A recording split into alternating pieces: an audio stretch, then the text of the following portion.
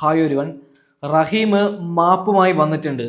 നിങ്ങൾക്ക് എല്ലാവർക്കും അറിയാൻ പറ്റുമല്ലോ, റഹീമിൻ്റെ പുതിയൊരു ഇംഗ്ലീഷ് വന്നിട്ടുണ്ട്. ആ ഇംഗ്ലീഷ് ഞാൻ സൈഡിൽ വെച്ച് തരാം. CPM റഹീമിന് വലിയൊരു താക്കീത് കൊടുത്തു. ആരെങ്കിലും എവിടെയെങ്കിലും മൈക്ക് തരികയാണെങ്കിൽ റഹീമെ ദയവ് ചെയ്ത് ഇംഗ്ലീഷിൽ സംസാരിക്കരുത്.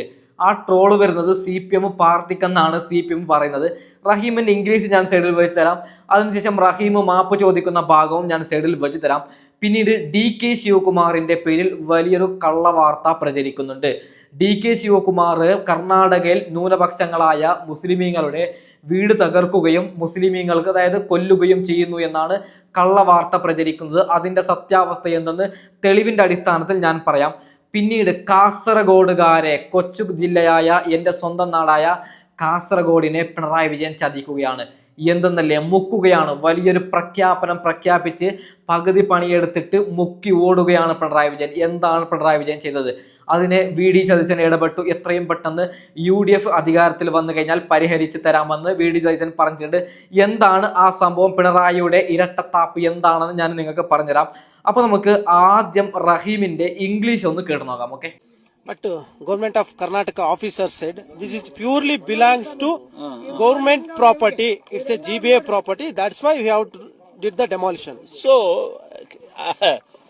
can you the government of Karnataka make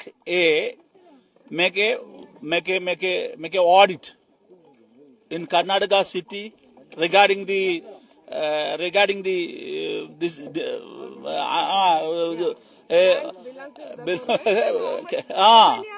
how many of them? So so the government, so because why did here why only the pure so do you have courage, the Siddaramaiah, to go bulldozer Rajmit? Go bulldozer എന്തൊന്നാണ് റഹീമെ? റഹീമിനോട് ഒരു കാര്യം പറയുകയാണ്, നീ ഇംഗ്ലീഷിൽ എന്തിനാണ് സംസാരിക്കുന്നത്? അറിയില്ലെങ്കിൽ മലയാളത്തിൽ സംസാരിച്ചൂടെ? അവിടുത്തെ മാധ്യമം ട്രാൻസ്ലേറ്റ് ചെയ്യും. ഇപ്പോൾ നരേന്ദ്രമോദിക്ക് വിദ്യാഭ്യാസം എന്ന് പറയുന്ന ഒരു സാധനമില്ല. അങ്ങേര് റഷ്യക്ക് പോകുന്നുണ്ട്, അമേരിക്കയിൽ പോകുന്നുണ്ട്, അങ്ങേര് അവിടെ ഹിന്ദിയിലാണ് സംസാരിക്കുന്നത്, അതിനെ ട്രാൻസ്ലേറ്റ് ആക്കി കൊടുക്കുന്നുണ്ട്. എന്തിനാണ് റഹീമെ കയ്യാത്ത പണിക്ക് പോകുന്നത്?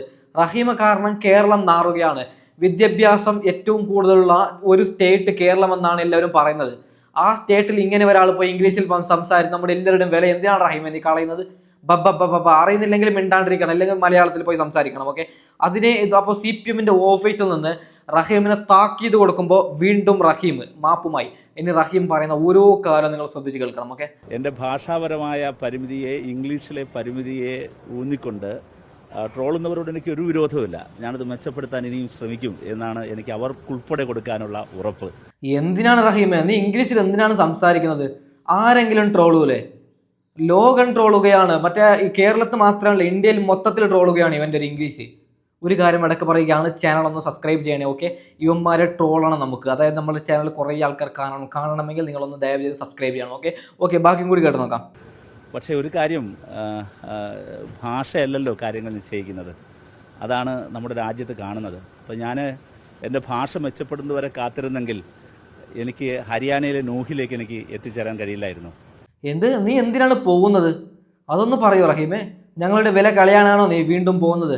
റഹീമിനോട് ഒരു കാര്യം പറയുക, ദയവ് ചെയ്ത് എവിടേക്കും പോവാതെ വീട്ടിൽ കുത്തിരുന്നോ, അല്ലെങ്കിൽ നിന്റെ പാർട്ടി ഓഫീസിൽ കുത്തിരുന്നോ, അവിടെ പോയി ബബ്ബാക്കിയാൽ ഞങ്ങളുടെ വിലയാണ് റഹീമെ ഇല്ലാതാവുന്നത്. ഓക്കെ. ബാക്കിയും കൂടി കേട്ട് നോക്കാം. എന്നോട് എൻ്റെ പാർട്ടി മണിപ്പൂരിലേക്ക് പോകാൻ പറയുമ്പോൾ മണിപ്പൂരിലെ ജനങ്ങളുടെ അരികിലേക്ക് പോകാൻ ഞാൻ ഭാഷ മെച്ചപ്പെടുത്തിയിട്ട് പോകാം എന്ന് കരുതിയിരിക്കാൻ കഴിയില്ലല്ലോ. ഈ വാർത്ത അറിഞ്ഞുടനെ തന്നെ DYFIയുടെ സെൻട്രൽ കമ്മിറ്റി തീരുമാനിച്ച് പെട്ടെന്ന് അങ്ങോട്ടേക്ക് പോകണമെന്ന് ഞങ്ങൾ കൂടിയാലോചിച്ചപ്പോൾ എൻ്റെ ഭാഷ മെച്ചപ്പെടുത്തിയിട്ട് പോകാൻ മാത്രമേ എനിക്ക് കഴിയില്ലല്ലോ. അതുകൊണ്ട് സുഹൃത്തുക്കൾ ആ പരിമിതി മനസ്സിലാക്കണം. ഞാൻ ചെന്നപ്പോൾ ഭാഷ അറിഞ്ഞുണ്ടെങ്കിലും അവരുടെ വിഷമത്തിൻ്റെയും സങ്കടത്തിൻ്റെയും ഭാഷ മനസ്സിലാക്കാൻ എനിക്ക് പ്രയാസം ഉണ്ടായിരുന്നില്ല. എന്താണ് നീ എന്തിനാ പോവണം റഹീമെ? നല്ലത് തന്നെയാണ്, പോകണം. പോയിട്ട് അവിടെ എന്തിനാണ് ഇംഗ്ലീഷിൽ സംസാരിക്കുന്നത്? ഓക്കെ. ബാക്കിയും കൂടി കേട്ട് നോക്കാം. എൻ്റെ ഭാഷ മനസ്സിലാക്കാൻ അവർക്കും പ്രയാസം ഉണ്ടായിരുന്നില്ല. ഇംഗ്ലീഷൊന്നും അറിയാത്ത മനുഷ്യരാണ് അവർ. കന്നഡയിലോ ഇല്ലെങ്കിൽ വളരെ അവരുടെ റീജിയണൽ ലാംഗ്വേജ്, പ്രാദേശിക ഭാഷയിലൊക്കെ സംസാരിക്കുന്ന എല്ലാ മനുഷ്യരുടെ മുമ്പിൽ അവർ ചിലരിനോട് പറഞ്ഞു, ആദ്യമായിട്ടാണ് അവർ ഒരു MB അടുത്ത് കാണുന്നതെന്ന് പറഞ്ഞു. ആദ്യമായിട്ട് അവരൊരു MB കാണുന്നത്. അതിൻ്റെ സത്യാവസ്ഥ എന്ന് ഞാൻ പറഞ്ഞുതരാം. ഓക്കെ. എന്താണ് അവിടെ ആക്ച്വലി നടന്നത് എന്ന് ഞാൻ പറഞ്ഞുതരാം. പച്ചക്കള്ളമാണ് ഈ ചങ്ങായി പറയുന്നത്. പക്ഷെ ഇവൻ പറയുന്നത് നമുക്കൊന്ന് കേട്ടു തീർക്കാം. അപ്പോൾ ഇന്ത്യയിൽ ജീവിക്കുന്ന ഒരുപടി മനുഷ്യർ ചേരികളിൽ കിടക്കുന്നവർ, ഖവാലികൾ, പാട്ടുപാടി ജീവിക്കുന്നവർ. ചിലരോട് ഞാൻ ചോദിച്ചു എന്താ നിങ്ങളുടെ ജോലി എന്ന് ചോദിച്ചപ്പോൾ ചില അമ്മമാർ പറഞ്ഞു ഭിക്ഷ എടുക്കലാണ് ജോലി എന്ന് പറഞ്ഞു.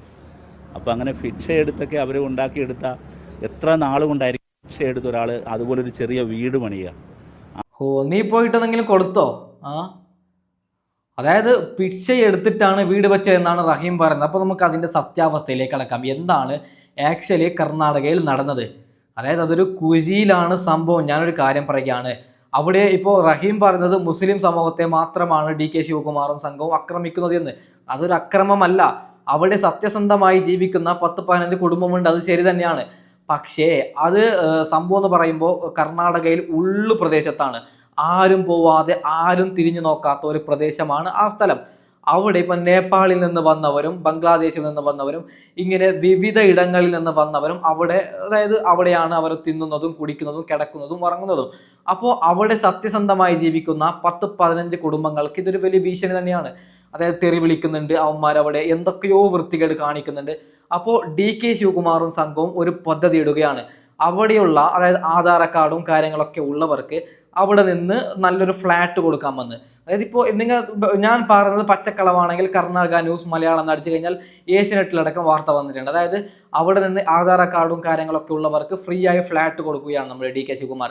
ഒന്നുമില്ലാതെ നേപ്പാളിൽ നിന്നും ബംഗ്ലാദേശിൽ നിന്നൊക്കെ വന്നവരെ തിരിച്ചുവിടും. ഞാനൊരു കാര്യം പറയുകയാണ്, നമ്മുടെ ഇന്ത്യ രാജ്യത്ത് സ്വാതന്ത്ര്യം കിട്ടിയത് ഇന്ത്യക്കാർക്ക് ജീവിക്കാനാണ് അല്ലേ? അവിടെ ബംഗ്ലാദേശുകാർ നേപ്പാളുകളൊക്കെ വന്നിട്ട് എന്തിനാണല്ലോ അവരുടെ രാജ്യത്ത് അവരവിടെ ജീവിക്കട്ടെ. നമ്മുടെ രാജ്യത്ത് നമ്മൾ എന്തിനാണ് നമ്മുടെ മഹാത്മാഗാന്ധിജിയും ജവഹർലാൽ നെഹ്റുവും മൗലാന ഒക്കെ ഇവിടെ പണിയെടുത്തത് എന്തിനാണ്? സ്വതന്ത്ര സമരം ചെയ്തത് എന്തിനാണ്? നമുക്ക് ജീവിക്കാനല്ലേ, വേറെ ഉള്ളവർക്ക് ജീവിക്കാനല്ലല്ലോ. അപ്പോൾ DK ശിവകുമാറും അവിടെ ചെയ്തത് അത് തന്നെയാണ്. ഒന്നാമത് അവിടെ സേഫ്റ്റി അല്ല, ഈ 15 കുടുംബക്കാർക്ക് ഇവരൊരു ഭീഷണിയാണ്. അതുകൊണ്ടാണ് അതിന് ഇവന്മാർ വെറുതെ മുസ്ലിമീങ്ങൾ അറ്റാക്ക് ചെയ്തു. മുസ്ലിമീങ്ങൾ മാത്രമല്ല, അവിടെ ക്രിസ്ത്യാനികളുണ്ട്, ഹൈന്ദവരുണ്ട്, എല്ലാവരുണ്ട്. ഇവന്മാർ പച്ച ഫേക്ക് വാർത്ത കൊടുക്കുന്നതാണ്. ഓക്കെ, DK ശിവകുമാർ എടുക്കുക അങ്ങനെ ചെയ്യുമെന്ന് നിങ്ങൾക്ക് തോന്നുന്നുണ്ടോ? ഓക്കെ, നമുക്ക് കാസർഗോഡിനെ ചതിച്ച പിണറായിയുടെ ഒരു മുഖം നിങ്ങൾ കാണണം. നമ്മുടെ ഖാദർ കരിപ്പോടി ഒരു വീഡിയോ ചെയ്തിട്ടുണ്ട്. നിങ്ങൾ ആദ്യം ആ ഒരു വീഡിയോ കാണണം.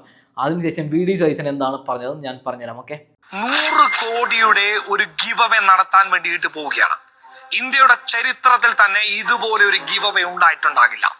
ഇനി നടത്താനോ അല്ലെങ്കിൽ ഇനി നടത്താൻ വേണ്ടിയിട്ട് ആരെക്കൊണ്ടെങ്കിലും പറ്റുമോ എന്നൊക്കെ ചോദിച്ചു കഴിഞ്ഞാൽ എനിക്ക് തോന്നുന്നില്ല. കാരണം അത്രയും വലിയ ഒരു ഗിവ് അവേ ആണ് ഞാൻ ഇവിടെ നടത്താൻ വേണ്ടിയിട്ട് പോകുന്നത്. ഇത് 1, 2, 3 പേർക്കോ കിട്ടുന്ന ഒരു ഗിവ് അവേ അല്ല, മറിച്ചിട്ട് ലക്ഷക്കണക്കിന് പേർക്ക് കിട്ടാൻ പോകുന്ന ഒരു കിടിലൻ സമ്മാനമാണ്, ഒരു ഓഫറാണ്. ചെയ്യേണ്ടത് ഇത്ര മാത്രമേ ഉള്ളൂ. നിങ്ങൾക്കറിയാവുന്ന രാഷ്ട്രീയ പൊതുപ്രവർത്തകർ, നിങ്ങൾക്കറിയാവുന്ന ജനപ്രതിനിധികൾ, പഞ്ചായത്ത് മെമ്പർ ആണെങ്കിലും കുഴപ്പമില്ല, MLA അടങ്ങുന്ന എല്ലാ ജനപ്രതിനിധികൾക്കും, എടുത്തു പറയേണ്ടത് മന്ത്രിമാരടങ്ങുന്ന ഉന്നതതല ഉദ്യോഗസ്ഥന്മാർക്ക് നിങ്ങൾ ഈ വീഡിയോ അയച്ചു കൊടുക്കണം. ചുരുക്കി പറഞ്ഞു കഴിഞ്ഞാൽ 10ഓളം ജനപ്രതിനിധികൾക്ക് നിങ്ങൾ ഈ വീഡിയോ എത്തിച്ചു കൊടുക്കണം.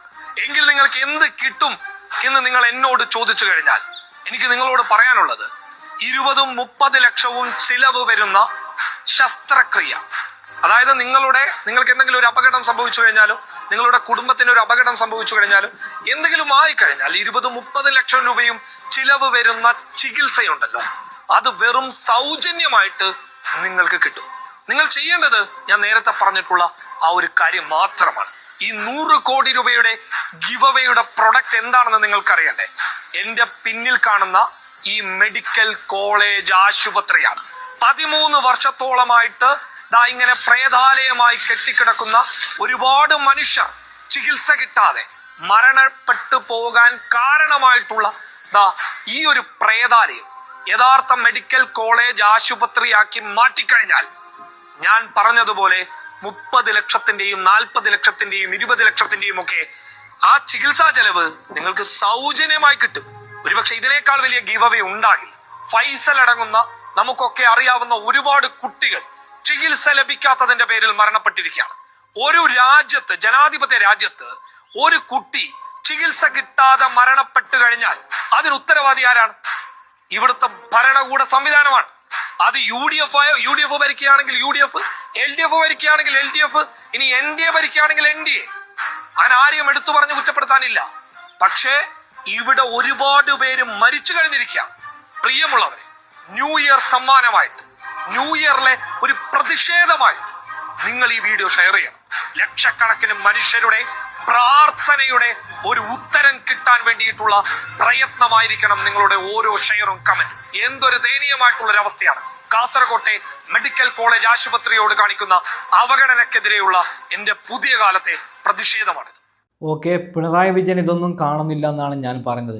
പിണറായി വിജയൻ പറഞ്ഞതാണ് ഞാൻ ഈ പണിയൊക്കെ എടുത്ത് എത്രയും പെട്ടെന്ന് ഞാൻ പരിഹരിച്ച് തരാമെന്ന്. അതിനുശേഷം പിണറായി വിജയൻ ജയിച്ചപ്പോൾ മുങ്ങുകയാണ്. നാണമുണ്ടോ? അതായത് ജനങ്ങൾക്ക് വേണ്ടത് എന്താണ്? ഞങ്ങൾ കാസർഗോഡ് എന്തെങ്കിലും ആപത്ത് സംഭവിച്ചാൽ ഓടുന്നത് മംഗലാപുരത്തേക്കാണ്. അവിടെയാണെങ്കിൽ തൊട്ടതിനും പിടിച്ചതിനും പൈസയാണ്. എത്ര പൈസ കൊടുക്കേണ്ടി വരുന്നുണ്ട്.